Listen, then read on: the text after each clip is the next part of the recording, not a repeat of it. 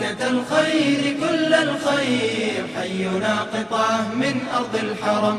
مكة الجود كل الجود، حينا قطعة من أرض الحرم.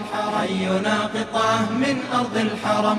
حينا قطعة. مشاهدينا الكرام، اهلا وسهلا بكم في اليوم الثاني من ايام اسبوع المرور الخليجي 2012. من هنا من برنامج الحي المعظم نجدد لكم التحايا، ومعنا الان الاستاذ زيد احد افراد برنامج الحي المعظم. استاذ زيد اهلا وسهلا بك. الله يحييكم، مرحبا. استاذ زيد، بداية يعني كيف شايف اسبوع المرور الخليجي وتحديدا برنامج الحي المعظم والجهد المبذول فيه؟ والله بسم الله الرحمن الرحيم، الحمد لله رب العالمين، والصلاة والسلام على رسول الله. بداية موفقة، نسأل الله سبحانه وتعالى أن يرزقنا الإخلاص والقول والعمل. بصراحة يعني ما هو طموحكم من وجود تواجد برنامج الحي المعظم في اسبوع المرور الخليجي؟ والله وجودنا هو الهدف حقنا، وهو تعظيم إفشاء وانتشار أو نشر مبادئ وقيم مشروع تعظيم بلد الحرام، وأيضا دور تثقيفي للشباب في أسبوع المرور. أنتم كأسرة واحدة في برنامج الحي المعظم، إلى ماذا تطمحون الآن؟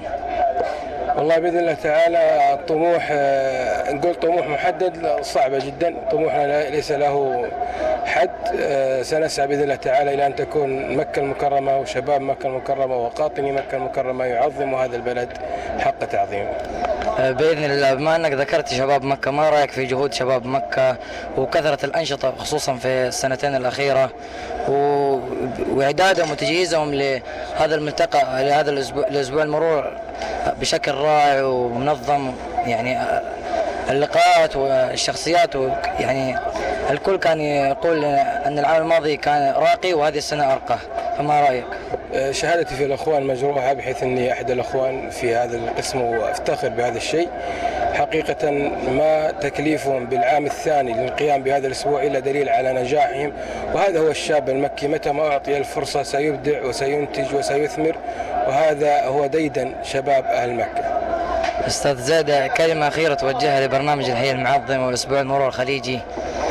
والله الأخوان في الحي المعظم نقول لهم كلكم نحبكم في الله، ونسأل الله سبحانه وتعالى لنا ولكم التوفيق والسداد والصلاح إن شاء الله، ونسأل كذلك الإخلاص في القول والعمل، ونقول لهم أن القادم أجمل ويتطلب تضافر الجهود حتى نخرج بثمار هذا البرنامج وهذا المشروع. أستاذ زيد، شكرا لك. الله يجزاك خير، شكرا لكم جميعا، السلام عليكم. الخير كل الخير، حينا قطعة من أرض